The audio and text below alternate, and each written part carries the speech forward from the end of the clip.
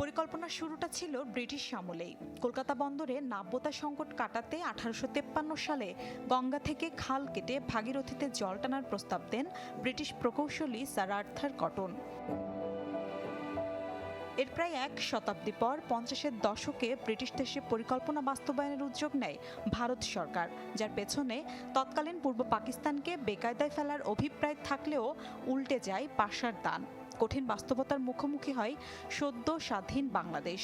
গঙ্গার পানির হিস্সা থেকে বঞ্চিত হওয়ার পাশাপাশি ক্ষতির মুখে পড়ে দেশের পরিবেশ ও জনজীবন। ইন্ডিয়া ওয়াটার রিসোর্স ইনফরমেশন সিস্টেমের তথ্য বলছে, কেবল ফারাক্কা নয়, গঙ্গা অববাহিকা জুড়ে 181টি বাঁধ নির্মাণ করেছে ভারত, যার মাধ্যমে একতরফাভাবে পানি প্রত্যাহার করে নিচ্ছে উজানের এই দেশ।